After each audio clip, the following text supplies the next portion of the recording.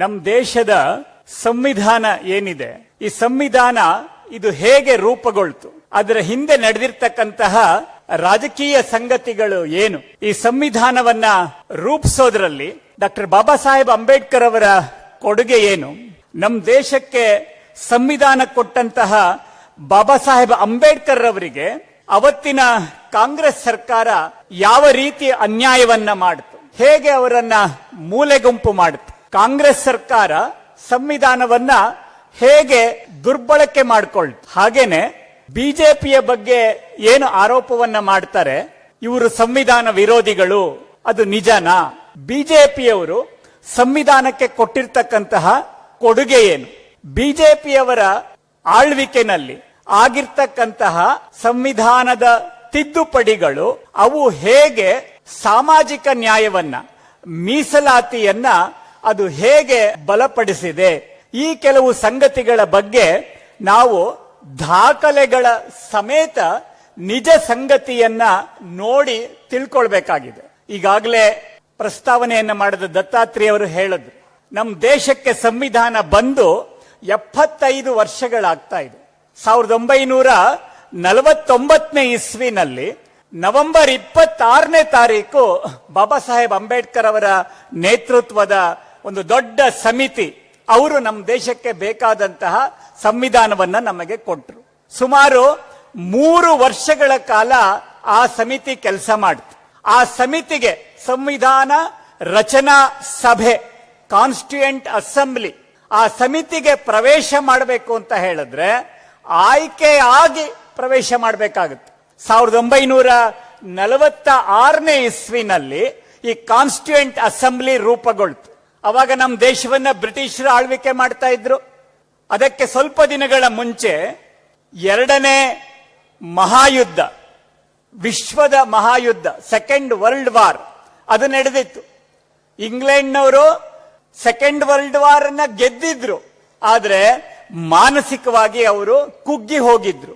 ಅವರು ಯಾವ್ಯಾವ ದೇಶವನ್ನ ಆಳ್ವಿಕೆ ಮಾಡ್ತಾ ಇದ್ರೋ ಆ ದೇಶವನ್ನೆಲ್ಲ ಅಲ್ಲಲ್ಲಿ ಅವರಿಗೆ ಬಿಟ್ಕೊಡ್ಬೇಕು ಅಂತ ಯೋಚನೆ ಮಾಡಿದ್ರು. ಆ ಪ್ರಕಾರ ಭಾರತಕ್ಕೆ ಸ್ವಾತಂತ್ರ್ಯ ಕೊಡುವ ನಿರ್ಧಾರವನ್ನ ಬ್ರಿಟಿಷರು ಮಾಡಿದ್ರು. ಭಾರತಕ್ಕೆ ಸ್ವಾತಂತ್ರ್ಯ ಕೊಡಬೇಕು ಅಂದ್ರೆ ಹೇಗ್ ಕೊಡೋದು? ಬ್ರಿಟಿಷರು ಭಾರತವನ್ನ ಆಕ್ರಮಣ ಮಾಡಿದಾಗ, ಬ್ರಿಟಿಷರು ಭಾರತವನ್ನ ಕಬ್ಜಾ ಮಾಡಿದಾಗ 300 ವರ್ಷಗಳ ಹಿಂದೆ ಭಾರತದಲ್ಲಿ ರಾಜ ಮಹಾರಾಜರಿದ್ರು, ಭಾರತದಲ್ಲಿ ಪಾಳೆಗಾರರಿದ್ರು, ಎಲ್ಲೋ ಕೆಲವು ಕಡೆ ಯಾರೋ ನವಾಬರು, ಸುಲ್ತಾನರು, ಮುಸಲ್ಮಾನ್ ರಾಜರಿದ್ರು, 100 ಜನ ರಾಜರು ಮಹಾರಾಜರು ನಮ್ಮ ದೇಶವನ್ನ ಆಳ್ತಾ ಇದ್ರು. ಈಗ 46ನೇ ಇಸ್ವಿನಲ್ಲಿ ಭಾರತಕ್ಕೆ ಸ್ವತಂತ್ರ ಕೊಡಬೇಕು ಅಂದ್ರೆ ಯಾರಕ್ಕೆ ಕೊಡೋದು, ಹೇಗ್ ಕೊಡೋದು? ಈ ಪ್ರಶ್ನೆ ಬಂದಾಗ ಭಾರತದಲ್ಲಿ ಈ ರಾಜ ಮಹಾರಾಜರ ಆಳ್ವಿಕೆಯ ಬದಲು ಒಂದು ಪ್ರಜಾಪ್ರಭುತ್ವದ ವ್ಯವಸ್ಥೆ ಬರಬೇಕು, ಪ್ರಜೆಗಳ ಆಡಳಿತ ಬರಬೇಕು. ರಾಜ ಮಹಾರಾಜರ ಆಡಳಿತದ ಬದಲು ಪ್ರಜೆಗಳ ಆಡಳಿತ ಬರುವ ಹಾಗೆ ಆಗ್ಬೇಕು ಅಂತ ಯೋಚನೆ ಮಾಡಿ ಅದಕ್ಕೆ ಬೇಕಾದಂತಹ ಸಂವಿಧಾನವನ್ನ ರಚನೆ ಮಾಡತಕ್ಕಂತಹ ಒಂದು ಕೆಲಸವನ್ನ ಬ್ರಿಟಿಷ್ ಸರ್ಕಾರ ಮಾಡಿ ಈ ರೀತಿಯ ಒಂದು ಕಾನ್ಸ್ಟಿಟ್ಯೂಯೆಂಟ್ ಅಸೆಂಬ್ಲಿ, ಸಂವಿಧಾನ ರಚನಾ ಸಭೆಯನ್ನ ಅವರು ಮಾಡಿದ್ರು. ಅದಕ್ಕೆ ಚುನಾವಣೆ ನಡೀತು. ಚುನಾವಣೆಯಲ್ಲಿ ಗೆದ್ದು ಕಾನ್ಸ್ಟಿಟ್ಯೂಯೆಂಟ್ ಅಸೆಂಬ್ಲಿಗೆ ಹೋಗ್ಬೇಕು, ಸಂವಿಧಾನ ರಚನಾ ಸಭೆಗೆ ಹೋಗ್ಬೇಕು. ಯಾರಿದಕ್ಕೆ ಮತದಾರರು ಅಂತ ಹೇಳಿದ್ರೆ ರಾಜ್ಯಗಳಲ್ಲಿ ಪ್ರಾಂತೀಯ ಸಭೆಗಳಲ್ಲಿ ಯಾರು ಆಯ್ಕೆಯಾಗಿರ್ತಾರೆ ಅವರು ಅದಕ್ಕೆ ಮತದಾರರು. ಆ ಕಾಲದಲ್ಲಿ ಆ ರೀತಿ ಪ್ರಾಂತೀಯ ಸಭೆಗಳಿಗೆ ಆಯ್ಕೆ ಆಗ್ತಾ ಇದ್ದವರು ದೊಡ್ಡ ಪ್ರಮಾಣದಲ್ಲಿ ಕಾಂಗ್ರೆಸ್ನವರೇ ಇದ್ರು, ಹಾಗೂ ಮುಸ್ಲಿಂ ಲೀಗ್ನವರಿದ್ರು. ಆ ಸಂದರ್ಭದಲ್ಲಿ 46ನೇ ಇಸ್ವಿನಲ್ಲಿ ಬಾಬಾ ಸಾಹೇಬ್ ಅಂಬೇಡ್ಕರ್ ಅವರು ಕಾನ್ಸ್ಟಿಟ್ಯೂಯೆಂಟ್ ಅಸೆಂಬ್ಲಿಗೆ ಹೋಗ್ಬೇಕು, ಸಂವಿಧಾನ ರಚನಾ ಸಭೆಗೆ ಹೋಗ್ಬೇಕು ಅಂತ ಅವರು ಮುಂಬೈಯಲ್ಲಿ ಚುನಾವಣೆಗೆ ನಿಲ್ತಾರೆ. ಕಾಂಗ್ರೆಸ್ನವರೇನಾದ್ರೂ ಬಾಬಾ ಸಾಹೇಬ್ರಿಗೆ ವೋಟ್ ಹಾಕಿದ್ರೆ ಅವರು ಕಾನ್ಸ್ಟಿಟ್ಯೂಯೆಂಟ್ ಅಸೆಂಬ್ಲಿಗೆ ಗೆಲ್ಬಹುದಾಗಿತ್ತು. ಆದ್ರೆ ಕಾಂಗ್ರೆಸ್ನವರು ಬಾಬಾ ಸಾಹೇಬ್ರಿಗೆ ಮತದಾನವನ್ನ ಮಾಡಲಿಲ್ಲ. ಪರಿಣಾಮವಾಗಿ ಬಾಬಾ ಸಾಹೇಬ್ರು ಕಾನ್ಸ್ಟಿಟ್ಯೂಯೆಂಟ್ ಅಸೆಂಬ್ಲಿಗೆ ಗೆಲ್ಲಕ್ಕಾಗ್ಲಿಲ್ಲ, ಅವರು ಸೋತ್ರು. ಕಾಂಗ್ರೆಸ್ನವರು ಅವರನ್ನ ಒಂದು ರೀತಿನಲ್ಲಿ ಸೋಲಿಸಿದ್ರು ಅಂತಾನೆ ಹೇಳ್ಬೋದು. ಬಾಬಾ ಸಾಹೇಬ್ರಿಗೆ ಕಾನ್ಸ್ಟಿಟ್ಯೂಯೆಂಟ್ ಅಸೆಂಬ್ಲಿಗೆ ಹೋಗೋದಕ್ಕಾಗ್ಲಿಲ್ಲ. ಆಗ ಇವತ್ತಿನ ಪಶ್ಚಿಮ ಬಂಗಾಳ ಏನಿದೆ ಅಥವಾ ಬಾಂಗ್ಲಾದೇಶ ಏನಿದೆ ಆ ಭಾಗದಲ್ಲಿದ್ದಂತಹ ಬಹಳ ದೊಡ್ಡ ದಲಿತ ನಾಯಕರು ಜೋಗೇಂದ್ರನಾಥ್ ಮೊಂಡಲ್ ಅಂತ, ಅವರು ಆ ನಂತರ ಪಾಕಿಸ್ತಾನದ ಕಾನೂನು ಸಚಿವರಾದ್ರು. ಅವರು ಬಾಬಾ ಸಾಹೇಬರಿಗೆ ಆಹ್ವಾನವನ್ನ ಮಾಡಿದ್ರು, ನೀವು ಬಂದು ನಮ್ಮಲ್ಲಿ ಎಲೆಕ್ಷನ್ ಕಂಟೆಸ್ಟ್ ಮಾಡಿ ನಾವು ನಿಮ್ಮನ್ನ ಕಾನ್ಸ್ಟಿಟ್ಯೂಂಟ್ ಅಸೆಂಬ್ಲಿಗೆ ಸಂವಿಧಾನ ರಚನಾ ಸಭೆಗೆ ಗೆಲ್ಲಿಸ್ತೀವಿ. ಅಲ್ಲಿ ಹೋಗಿ ಬಾಬಾ ಸಾಹೇಬರು ಎಲೆಕ್ಷನ್ ಅನ್ನ ಕಂಟೆಸ್ಟ್ ಮಾಡಿದ್ರು.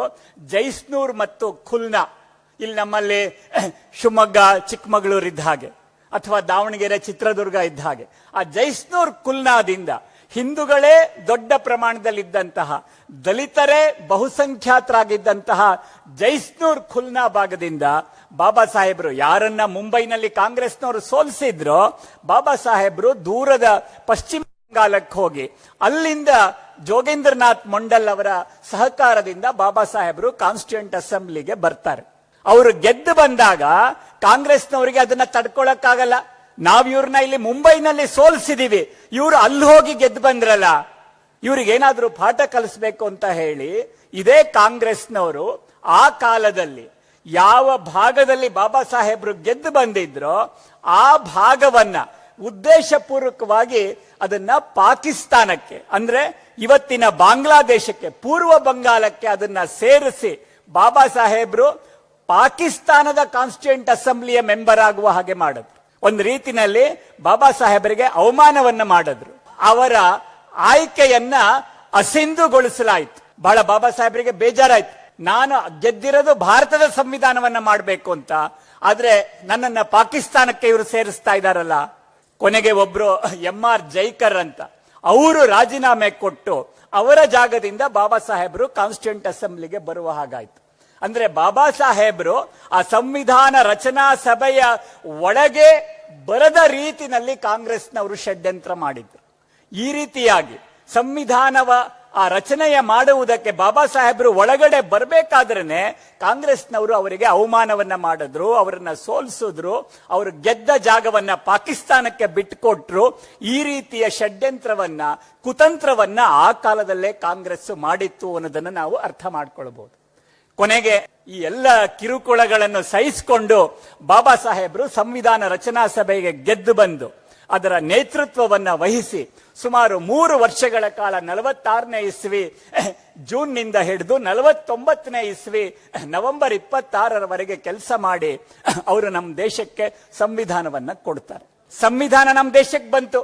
ಈ ಸಂವಿಧಾನ ಏನಿದೆ ಇದು ಜಗತ್ತಿನ ಅತ್ಯಂತ ಒಂದು ಅಪರೂಪವಾದ ಸಂವಿಧಾನವನ್ನ ಬಾಬಾ ಸಾಹೇಬರು ನಮಗೆ ಕೊಟ್ಟಿದ್ದಾರೆ.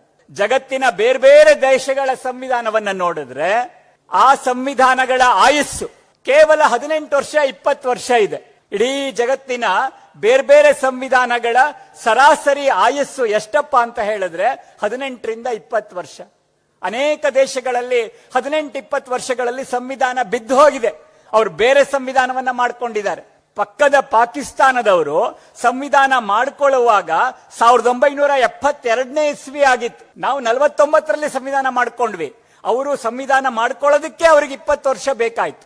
ಅಂದ್ರೆ ಈ ರೀತಿಯ ತುಂಬಾ ಅದ್ಭುತವಾದ, ತುಂಬಾ ಪರಿಣಾಮಕಾರಿಯಾದ, ಭಾರತಕ್ಕೆ ಬೇಕಾದಂತಹ ಒಂದು ಸಂವಿಧಾನವನ್ನ ಬಾಬಾ ಸಾಹೇಬರ ನೇತೃತ್ವದಲ್ಲಿ ನಮಗೆ ಮಾಡ್ಕೊಳ್ಳೋದಕ್ಕೆ ಸಾಧ್ಯ ಆಯ್ತು.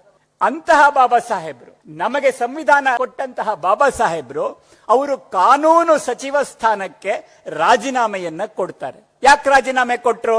ಬಾಬಾ ಸಾಹೇಬರು ಕಾಂಗ್ರೆಸ್ ಸರ್ಕಾರದ ಕಾನೂನು ಮಂತ್ರಿ ಆಗಿದ್ದವರು, ದೇಶಕ್ಕೆ ಸಂವಿಧಾನ ಕೊಟ್ಟವರು, ಅವ್ರು ಯಾಕೆ ರಾಜೀನಾಮೆ ಕೊಟ್ರು? ಸ್ವತಃ ಬಾಬಾ ಸಾಹೇಬ್ರೆ ಹೇಳಿದ್ದಾರೆ ಯಾಕೆ ನಾನು ರಾಜೀನಾಮೆ ಕೊಟ್ಟೆ. 4 ಕಾರಣಗಳನ್ನ ಬಾಬಾ ಸಾಹೇಬ್ರು ಹೇಳ್ತಾರೆ. ಹಿಂದೂ ಕೋಡ್ ಬಿಲ್ ಮಾಡೋದಕ್ಕೆ ಅವತ್ತಿನ ಸರ್ಕಾರ ಒಪ್ಕೊಳ್ಳಿಲ್ಲ. ಹೆಣ್ಮಕ್ಳಿಗೆ ಆಸ್ತಿಯಲ್ಲಿ ಹಕ್ಕು ಸಿಗಬೇಕು, ಹೆಣ್ಮಕ್ಳಿಗೆ ಮದುವೆಯ ವಯಸ್ಸನ್ನ ನಿಗದಿ ಮಾಡಬೇಕು. ಮುಂಚೆ ಎಲ್ಲ ಬಾಲ್ಯ ವಿವಾಹ ಆಗ್ತಾ ಇತ್ತು. 18 ವರ್ಷ 21 ವರ್ಷ ವಯಸ್ಸಿನ ನಿಗದಿ ಮಾಡಬೇಕು. ಹೆಣ್ಮಕ್ಳಿಗೂ ಕೂಡ ಆಸ್ತಿಯಲ್ಲಿ ಹಕ್ಕು ಕೊಡಬೇಕು. ಈ ರೀತಿಯ ಹಿಂದೂ ಕೋಡ್ ಬಿಲ್ ಅನ್ನ ತರಬೇಕು ಅಂತ ಬಾಬಾ ಸಾಹೇಬರು ಪ್ರಯತ್ನ ಮಾಡಿದಾಗ ಅವತ್ತಿನ ಕಾಂಗ್ರೆಸ್ ಸರ್ಕಾರ ಅದಕ್ಕೆ ಸಹಕಾರ ಕೊಡಲಿಲ್ಲ. OBC ಅವರಿಗೂ ಕೂಡ ಮೀಸಲಾತಿಯನ್ನ ಕೊಡಬೇಕು. SC ಮತ್ತು ST ಅವರಿಗೆ ಬಾಬಾ ಸಾಹೇಬರು ಸಂವಿಧಾನದ ಮೂಲಕ ಮೀಸಲಾತಿಯನ್ನ ಕೊಟ್ಟಿದ್ದಾರೆ. ಅದೇ ರೀತಿಯ ಮೀಸಲಾತಿ OBC ಅವರಿಗೂ ಕೊಡಬೇಕು ಅನ್ನುವ ಆಗ್ರಹವನ್ನ ಬಾಬಾ ಸಾಹೇಬರು ಮಾಡಿದ್ರು. ಆದ್ರೆ ಅವತ್ತಿನ ಕಾಂಗ್ರೆಸ್ ಸರ್ಕಾರ ಅದಕ್ಕೆ ಸಹಕಾರವನ್ನ ಕೊಡ್ಲಿಲ್ಲ. ಬಾಬಾ ಸಾಹೇಬರು ನನಗೆ ಕಾನೂನು ಖಾತೆ ಬೇಡ, ನಾನು ಬೇಸಿಕಲಿ ಒಬ್ಬ ಅರ್ಥಶಾಸ್ತ್ರದ ವಿದ್ಯಾರ್ಥಿ, ನಾನು ಎಕನಾಮಿಕ್ಸ್ ನಲ್ಲಿ ಕೆಲಸ ಮಾಡಿದವನು, ನನಗೆ ಪ್ಲಾನಿಂಗ್ ಕಮಿಷನ್ ನಲ್ಲಿ ಜವಾಬ್ದಾರಿ ಕೊಡಿ ಎನ್ನುವ ಮಾತನ್ನ ಹೇಳ್ತಾರೆ. ಅದಕ್ಕೂ ಕಾಂಗ್ರೆಸ್ನವರು ಸೊಪ್ಪು ಹಾಕಲ್ಲ. ಬಾಬಾ ಸಾಹೇಬರು ಹೇಳ್ತಾರೆ, ಕಾಂಗ್ರೆಸ್ ಪಕ್ಷಕ್ಕೆ SC ST OBC ಅವರು ಪ್ರಯಾರಿಟಿ ಆಗಿಲ್ಲ, ಆದ್ಯತೆಯಾಗಿಲ್ಲ. ಕಾಂಗ್ರೆಸ್ಸಿಗೆ ಮುಸಲ್ಮಾನರ ಓಲೈಕೆ ಮಾಡುವುದೇ ಪ್ರಯಾರಿಟಿ ಆಗಿದೆ. ಈ ರೀತಿ ಓಲೈಕೆ ರಾಜಕಾರಣದ ವಿರುದ್ಧ ನಾನು ಹೋರಾಟ ಮಾಡ್ತಾ ಇದ್ದೀನಿ. ಈ 4 ಕಾರಣವನ್ನ ಕೊಟ್ಟು ಬಾಬಾ ಸಾಹೇಬರು ಕಾಂಗ್ರೆಸ್ ಪಕ್ಷದ ಕಾನೂನು ಸಚಿವರಾಗಿದ್ದಂಥವರು ಸರ್ಕಾರದಿಂದ ಹೊರಗೆ ಬಂದು ರಾಜೀನಾಮೆಯನ್ನ ಅವರು ಕೊಟ್ಟಿರೋದು. ಅವರೇ ಕೊಟ್ಟಂತಹ 4 ಕಾರಣವನ್ನು ಕೂಡ ನಾವು ನೋಡಬಹುದು. ಬಾಬಾ ಸಾಹೇಬರು ನಮ್ಮ ದೇಶದ ಸಂವಿಧಾನವನ್ನ ಕೊಟ್ಟಾಗ ಅವರೇ ತಿದ್ದುಪಡಿಯ ಮಾಡುವ ಅವಕಾಶವನ್ನು ಕೊಟ್ಟಿದ್ದಾರೆ. ಅಂದ್ರೆ ಸಂವಿಧಾನವನ್ನ ಕಾಲಕ್ಕೆ ಅನುಗುಣವಾಗಿ ಮಾರ್ಪಾಡು ಮಾಡಬೇಕು, ಆ ಅವಕಾಶವನ್ನ ಸ್ವತಃ ಬಾಬಾ ಸಾಹೇಬರೇ ಕೊಟ್ಟಿದ್ದಾರೆ. ನಮ್ಮ ದೇಶದ ಸಂವಿಧಾನಕ್ಕೆ ಅನೇಕ ತಿದ್ದುಪಡಿಗಳಾಗಿದೆ. ಇದುವರೆಗೂ 106 ತಿದ್ದುಪಡಿಗಳಾಗಿದೆ. ಕಾಂಗ್ರೆಸ್ ಜಮಾನದಲ್ಲಿ 75 ತಿದ್ದುಪಡಿಗಳಾದ್ರೆ ಕಾಂಗ್ರೆಸ್ಸೇತರ ಸರ್ಕಾರದಲ್ಲಿ 31 ತಿದ್ದುಪಡಿಗಳಾಗಿದೆ. ಯಾರ್ಯಾರ ಕಾಲದಲ್ಲಿ ಏನ್ ತಿದ್ದುಪಡಿಯಾಗಿದೆ? ಜವಾಹರಲಾಲ್ ನೆಹರು ಅವರ ಕಾಲದಲ್ಲಿ 16 ತಿದ್ದುಪಡಿಯಾಗಿದೆ, ಇಂದಿರಾ ಗಾಂಧಿ ಅವರ ಕಾಲದಲ್ಲಿ 32, ರಾಜೀವ್ ಗಾಂಧಿ ಅವರ ಕಾಲದಲ್ಲಿ 10, ಹೀಗೆ ಬೇರೆ ಬೇರೆ ಅವರ ಕಾಲದಲ್ಲಿ. ಆ ಕಡೆಗೆ ಕಾಂಗ್ರೆಸ್ಸೇತರ ಪ್ರಧಾನಮಂತ್ರಿಗಳು ಮುರಾರ್ಜಿ ದೇಸಾಯಿ ಅವರು, VP ಸಿಂಗ್ ಅವರು, ಚರಣ್ ಸಿಂಗ್, ಚಂದ್ರಶೇಖರ್, ನಮ್ಮ ಕರ್ನಾಟಕದ ದೇವೇಗೌಡರು, ಗುಜರಾಲ್ ಅವರು, ವಾಜಪೇಯಿ ಅವರು, ಮೋದಿ ಅವರು, ಹೀಗೆ ಕಾಂಗ್ರೆಸ್ಸೇತರ ಸರ್ಕಾರಗಳು 31 ತಿದ್ದುಪಡಿಗಳನ್ನು ಮಾಡಿರೋದನ್ನ ನಾವು ನೋಡಬಹುದು. ಆದರೆ ಈ ಸಂವಿಧಾನ ತಿದ್ದುಪಡಿ ಮಾಡುವ ವಿಷಯದಲ್ಲಿ ಅದನ್ನ ತಮ್ಮ ಸ್ವಂತದ ಕುರ್ಚಿಯನ್ನ ಉಳಿಸ್ಕೊಳ್ಳೋದಕ್ಕೋಸ್ಕರ ಸಂವಿಧಾನವನ್ನ ದುರ್ಬಳಕೆ ಮಾಡಿದ, ಅದಕ್ಕೋಸ್ಕರ ಅತಿರೇಕದ ತಿದ್ದುಪಡಿಗಳನ್ನ ಮಾಡಿದ ಕೀರ್ತಿ ಯಾರಿಗಾದ್ರೂ ಇದೆ ಅಂತ ಹೇಳಿದ್ರೆ ಅದು ಇಂದಿರಾ ಗಾಂಧಿ ಅವರು. ಅವರು ಸಂವಿಧಾನದ ತಿದ್ದುಪಡಿಯನ್ನ ಬೇಕಾಬಿಟ್ಟಿಯಾಗಿ ಮಾಡಿ ತಮ್ಮ ಸ್ವಾರ್ಥಕ್ಕೋಸ್ಕರ ಅವರು ಬಳಸ್ಕೊಂಡಿರೋದನ್ನ ಇತಿಹಾಸದ ಅನೇಕ ಸಂಗತಿಗಳನ್ನ ನಾವು ನೋಡಬಹುದು. 71ನೇ ಇಸ್ವಿನಲ್ಲಿ ಇಂದಿರಾ ಗಾಂಧಿ ಅವರು ರಾಯ್ ಬರೇಲಿಯಿಂದ ಗೆದ್ದು ಅವರು ದೇಶದ ಪ್ರಧಾನಮಂತ್ರಿ ಆಗ್ತಾರೆ. ಅವರು ರಾಯ್ ಬರೇಲಿ ಲೋಕಸಭಾ ಕ್ಷೇತ್ರದಿಂದ ಗೆದ್ದಾಗ ಅವರ ವಿರುದ್ಧ ಸೋತಂತಹ ಒಬ್ಬ ಅಭ್ಯರ್ಥಿ ಅವರು ಕೋರ್ಟ್ಗೆ ಹೋಗ್ತಾರೆ. ಇಂದಿರಾ ಗಾಂಧಿ ಅವರು ಏನ್ ಗೆದ್ದಿದ್ದಾರೆ ಅದು ಚುನಾವಣೆಯಲ್ಲಿ ಅಕ್ರಮವನ್ನ ಮಾಡಿ ಸರ್ಕಾರಿ ಯಂತ್ರವನ್ನ ದುರ್ಬಳಕೆ ಮಾಡಿ ಅವರು ಎಲೆಕ್ಷನ್ ಗೆದ್ದಿದ್ದಾರೆ. ಕೋರ್ಟ್ ಅಲ್ಲಿ ವಿಚಾರಣೆ ನಡೆಯುತ್ತೆ. ಕೊನೆಗೆ ಅಲಹಾಬಾದ್ ಹೈಕೋರ್ಟ್ 75ನೇ ಇಸ್ವಿ ಜೂನ್ 12ನೇ ತಾರೀಕು ಜಗನ್ಮೋಹನ್ ಲಾಲ್ ಸಿನ್ಹಾ ಅವರು ಹೈಕೋರ್ಟ್ ತೀರ್ಪು ಕೊಡುತ್ತೆ, ಇಂದಿರಾ ಗಾಂಧಿ ಅವರು ಚುನಾವಣೆಯಲ್ಲಿ ಅಕ್ರಮ ಮಾಡಿರೋದು ನಿಜ, ಸರ್ಕಾರಿ ಯಂತ್ರದ ದುರ್ಬಳಕೆ ಆಗಿರೋದು ನಿಜ, ಹೀಗಾಗಿ ಅವರ ಆಯ್ಕೆಯನ್ನ ರದ್ದು ಮಾಡಲಾಗಿದೆ, ಅಸಿಂಧುಗೊಳಿಸಲಾಗಿದೆ. ಅಷ್ಟು ಮಾತ್ರ ಅಲ್ಲ, ಮುಂದಿನ 6 ವರ್ಷಗಳ ಕಾಲ ಅವರು ಚುನಾವಣೆಗೆ ನಿಲ್ಲುವ ಹಾಗಿಲ್ಲ ಅಂತ ಶಿಕ್ಷೆಯನ್ನು ಕೂಡ ಕೋರ್ಟ್ ಕೊಡುತ್ತೆ. ಇಂದಿರಾ ಗಾಂಧಿ ಅವರು ಸುಪ್ರೀಂ ಕೋರ್ಟ್ಗೆ ಹೋಗ್ತಾರೆ. ಜೂನ್ 24ನೇ ತಾರೀಕು ಸುಪ್ರೀಂ ಕೋರ್ಟ್ ಕೂಡ ತೀರ್ಪು ಕೊಡುತ್ತೆ, ಹೌದು ಅಕ್ರಮ ಆಗಿದೆ, ಇಂದಿರಾ ಗಾಂಧಿ ಅವರ ಆಯ್ಕೆಯನ್ನ ರದ್ದು ಮಾಡಬೇಕಾಗುತ್ತೆ. ಈ ವಿಷಯವನ್ನ ಹೈಯರ್ ಬೆಂಚ್ ಅಲ್ಲಿ ಚರ್ಚೆ ಮಾಡಬೇಕು ಅಂತ ಸುಪ್ರೀಂ ಕೋರ್ಟ್ ಕೂಡ ಹೇಳುತ್ತೆ. ಆಗ ಇಂದಿರಾ ಗಾಂಧಿ ಅವರು ರಾಜೀನಾಮೆ ಕೊಟ್ಟು ಹೊರಗೆ ಬರಬೇಕಾದವರು, ಅವರ ಆಯ್ಕೆಯನ್ನ ಕೋರ್ಟ್ ರದ್ದು ಮಾಡಿದೆ.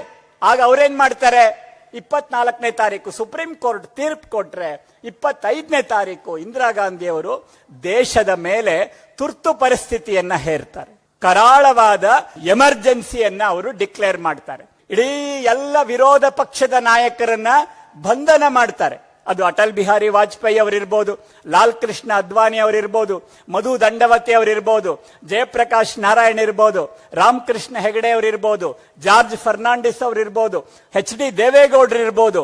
ಈ ರೀತಿ ದೇಶದ ಎಲ್ಲ ವಿರೋಧ ಪಕ್ಷದ 106 ಜನ ನಾಯಕರನ್ನ ರಾತ್ರೋರಾತ್ರಿ ಬಂಧನ ಮಾಡಿ ಅವರನ್ನ ಜೈಲಿನಲ್ಲಿಟ್ಟು ದೇಶದಲ್ಲಿ ತುರ್ತು ಪರಿಸ್ಥಿತಿಯನ್ನ ಇಂದಿರಾ ಗಾಂಧಿ ಅವರು ಹೇರ್ತಾರೆ.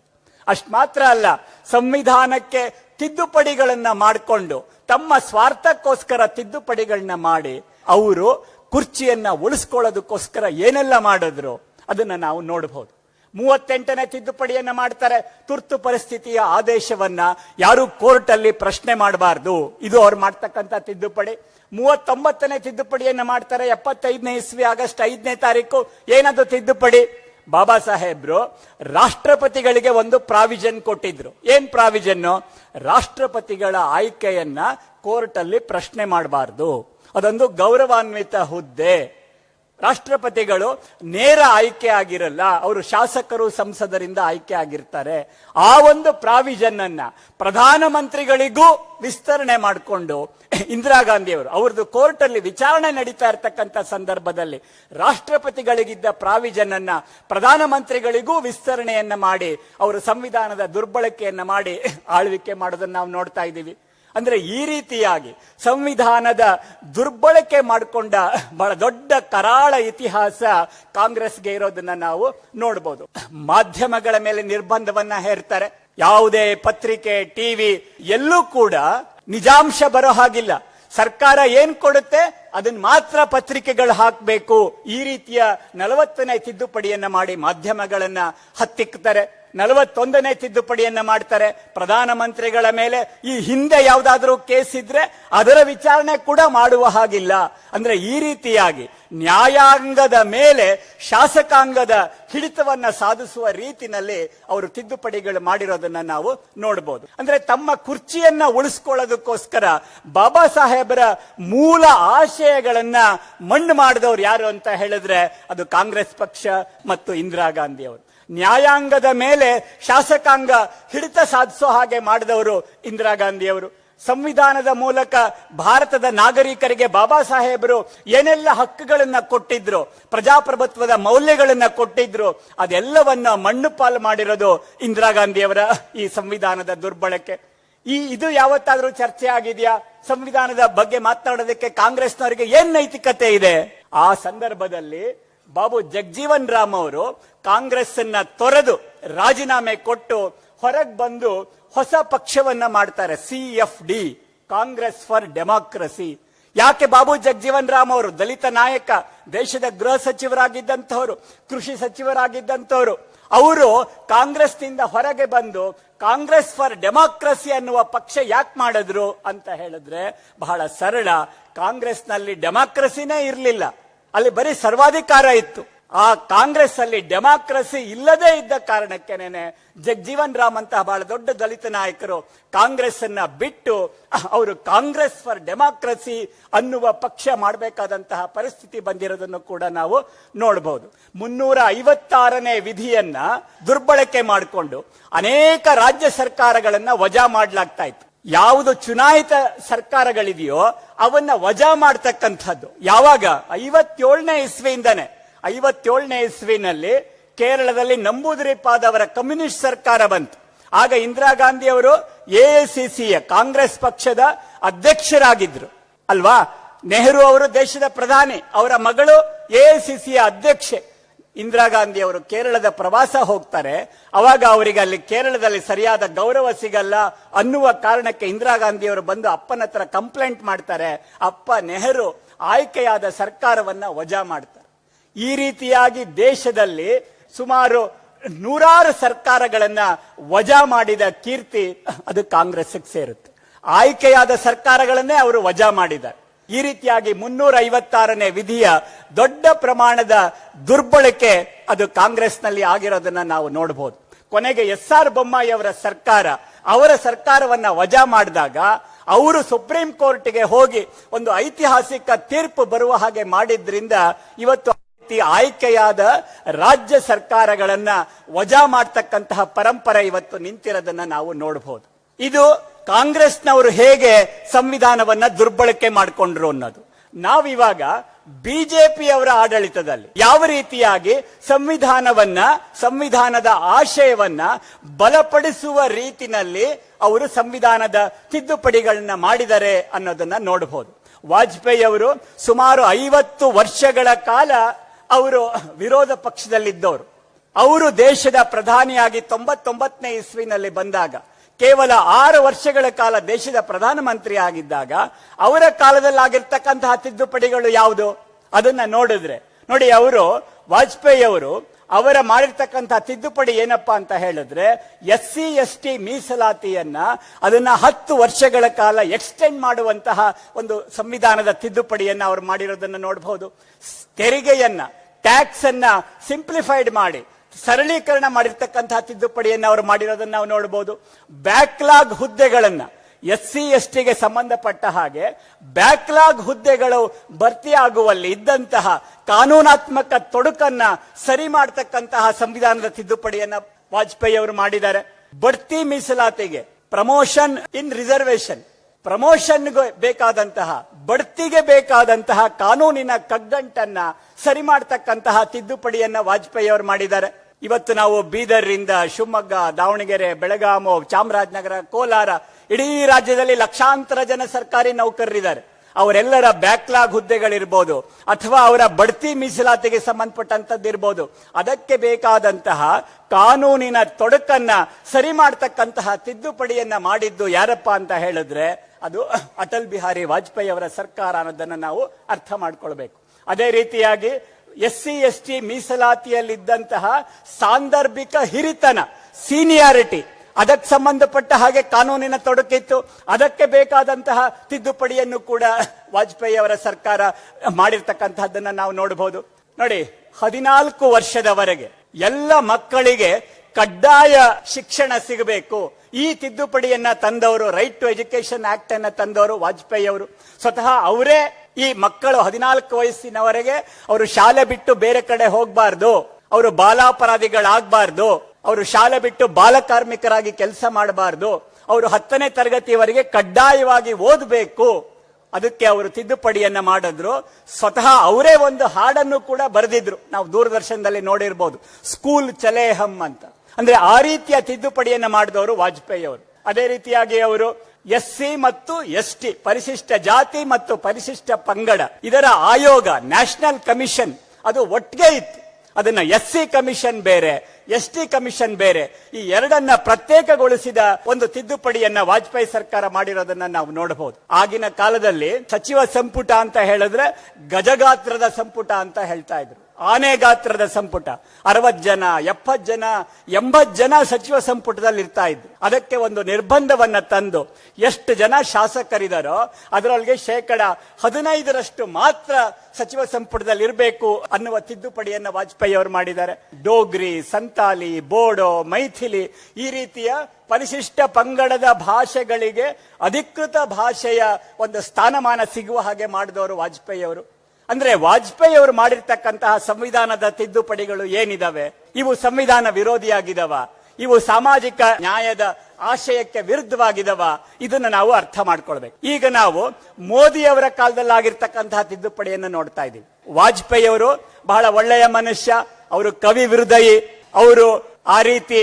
ಆದ್ರೆ ಮೋದಿ ಅವರು ಹಾಗಲ್ಲ, ಅವರು ಬಹಳ ಖಡಕ್ ಮನುಷ್ಯ.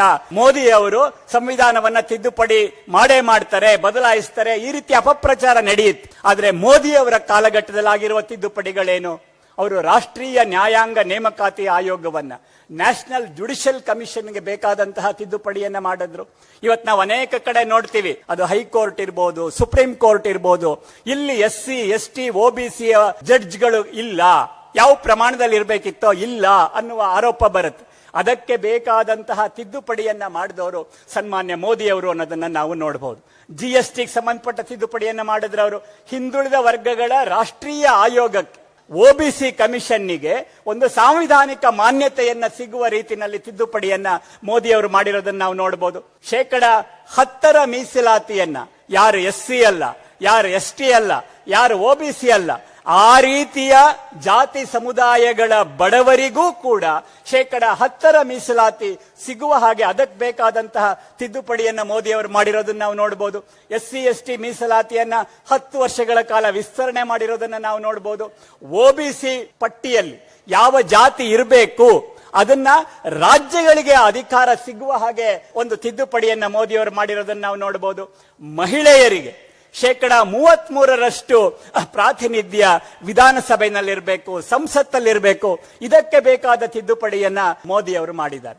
ಮೋದಿ ಅವರು ಮಾಡಿರುವ ಈ ತಿದ್ದುಪಡಿಯನ್ನ ನೋಡಿದ್ರೆ, ವಾಜಪೇಯಿ ಅವರ ಮಾಡಿರುವ ಈ ತಿದ್ದುಪಡಿಯನ್ನ ನೋಡಿದ್ರೆ ಇವರು ಸಂವಿಧಾನವನ್ನ ಬದಲಾಯಿಸ್ತಾರೆ ಅಂತ ಅನ್ಸುತ್ತಾ?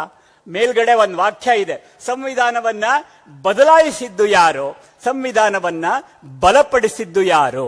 ಇಂದಿರಾ ಗಾಂಧಿ ಅವರ ಕಾಲದ ತಿದ್ದುಪಡಿಗಳನ್ನ ನೋಡಿದ್ರೆ ಅವರು ಹೇಗೆ ಸಂವಿಧಾನವನ್ನ ತಮಗೆ ಬೇಕಾದ ಹಾಗೆ ಬದಲಾಯಿಸಿಕೊಂಡಿದ್ರು ಅನ್ನೋದನ್ನ ನಾವು ನೋಡಬಹುದು. ಸಂವಿಧಾನವನ್ನೇ ಅಮಾನತ್ತಲ್ಲಿ ಇಟ್ಟು 6.5 ವರ್ಷಗಳ ಕಾಲ ಅವರು ಪ್ರಧಾನಮಂತ್ರಿ ಆಗಿದ್ರು. 71ನೇ ಇಸ್ವಿನಲ್ಲಿ ಚುನಾವಣೆ ಆಗುತ್ತೆ, ಮತ್ತೆ 77ಕ್ಕಾಗತ್ತೆ. 77ರವರೆಗೆ ಅವರೇ ಪ್ರಧಾನಮಂತ್ರಿ ಆಗಿದ್ರು. 5 ವರ್ಷಕ್ಕೊಮ್ಮೆ ಬದಲಾವಣೆ ಆಗ್ಬೇಕು. ಆದ್ರೆ ಆ ರೀತಿ ಚುನಾವಣೆಯನ್ನು ಮಾಡದೆ ಅವರು ಸಂವಿಧಾನದ ದುರ್ಬಳಕೆಯನ್ನ ಹೇಗ್ ಮಾಡಿದ್ರು ಅನ್ನೋದನ್ನು ನಾವು ನೋಡಬಹುದು. ಈ ಕಡೆಗೆ ವಾಜಪೇಯಿ ಅವರು, ಮೋದಿ ಅವರ ಆಳ್ವಿಕೆನಲ್ಲಿ ಸಂವಿಧಾನವನ್ನ, ಅದರ ಮೂಲ ಆಶಯವನ್ನ ಬಲಪಡಿಸುವ ರೀತಿನಲ್ಲಿ, ಸಾಮಾಜಿಕ ನ್ಯಾಯವನ್ನ ಬಲಪಡಿಸುವ ರೀತಿನಲ್ಲಿ, ರಿಸರ್ವೇಶನ್ ಅನ್ನ, ಮೀಸಲಾತಿಯನ್ನ ಬಲಪಡಿಸುವ ರೀತಿನಲ್ಲಿ ಅವರು ತಿದ್ದುಪಡಿಗಳನ್ನ ಮಾಡಿರೋದನ್ನ ನಾವು ನೋಡಬಹುದು. ಕೊನೆ ಅಂಶ ಅಂತ ಹೇಳಿದ್ರೆ, ಜಮ್ಮು ಕಾಶ್ಮೀರದಲ್ಲಿದ್ದಂತಹ 370ನೇ ವಿಧಿಯನ್ನ ಬಿಜೆಪಿ ಸರ್ಕಾರ ರದ್ದು ಮಾಡಿ, ಬಾಬಾ ಸಾಹೇಬ್ರು ಅವತ್ತನೇ 49ನೇ ಇಸ್ವಿನಲ್ಲೇನೆ ಆರ್ಟಿಕಲ್ 370 ಜಮ್ಮು ಕಾಶ್ಮೀರಕ್ಕೆ ಕೊಡೋದನ್ನ ಅವರು ಒಪ್ಪಿರ್ಲಿಲ್ಲ.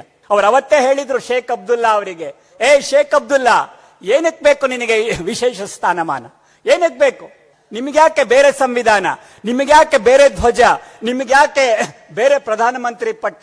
ಈ ಪ್ರಶ್ನೆಯನ್ನ ಬಾಬಾ ಸಾಹೇಬ್ರು ಅವತ್ತೇ ಕೇಳಿದ್ರು. ಶೇಖ್ ಅಬ್ದುಲ್ಲಾ ಅವರು ಅವತ್ತಿನ ಮುಖ್ಯಮಂತ್ರಿ, ಅವರು ಭಾರತದ ಜೊತೆಗೆ ವಿಲೀನ ಆಗೋದಕ್ಕೆ ಒಪ್ಪಲಿಲ್ಲ. ನೆಹರು ಅವರು ಅದನ್ನ ನಿಭಾಯಿಸಕ್ಕೆ ನೋಡಿ ವಿಫಲರಾದ್ರು. ಅಲ್ಲಿಗೆ ಬೇರೆ ಸಂವಿಧಾನವನ್ನ ಅವರು ಮಾಡಿಕೊಂಡ್ರು. ಜಮ್ಮು ಕಾಶ್ಮೀರದಲ್ಲಿ ಅವರಿಗೆ ಬೇರೆ ರಾಷ್ಟ್ರ ಧ್ವಜ. ಭಾರತಕ್ಕೆ ನೆಹರು ಪ್ರಧಾನಿ ಆದ್ರೆ ಶೇಖ್ ಅಬ್ದುಲ್ಲಾ ಅವರು ಜಮ್ಮು ಕಾಶ್ಮೀರಕ್ಕೆ ಪ್ರಧಾನಿಯಾಗಿದ್ರು. ಆ ಸಂದರ್ಭದಲ್ಲಿ ಹೋರಾಟವನ್ನ ಮಾಡಿದವರು ಶ್ಯಾಮ್ ಪ್ರಸಾದ್ ಮುಖರ್ಜಿ ಅವರು. ಅವರು ಇವತ್ತಿನ ಬಿಜೆಪಿ, ಅವತ್ತು ಜನಸಂಘ ಅಂತ ಗುರುತಿಸಲ್ಪಡ್ತಾ ಇತ್ತು. ಆ ಜನಸಂಘದ ರಾಷ್ಟ್ರೀಯ ಅಧ್ಯಕ್ಷರಾದವರು ಡಾಕ್ಟರ್ ಶ್ಯಾಮಾ ಪ್ರಸಾದ್ ಮುಖರ್ಜಿ ಅವರು. ಆಗ ಅವರು ಒಂದು ಕರೆಯನ್ನ ಕೊಟ್ಟರು, ಏಕ್ ದೇಶ್ ಮೇ ದೋ ವಿಧಾನ್, ಒಂದೇ ದೇಶದಲ್ಲಿ 2 ಸಂವಿಧಾನ ಸಾಧ್ಯ ಇಲ್ಲ, ನಹಿ ಚಲೇಗಾ. ಏಕ್ ದೇಶ್ ಮೇ ದೋ ನಿಶಾನ್, ಒಂದೇ ದೇಶದಲ್ಲಿ 2 ರಾಷ್ಟ್ರ ಧ್ವಜಗಳು ಸಾಧ್ಯ ಇಲ್ಲ.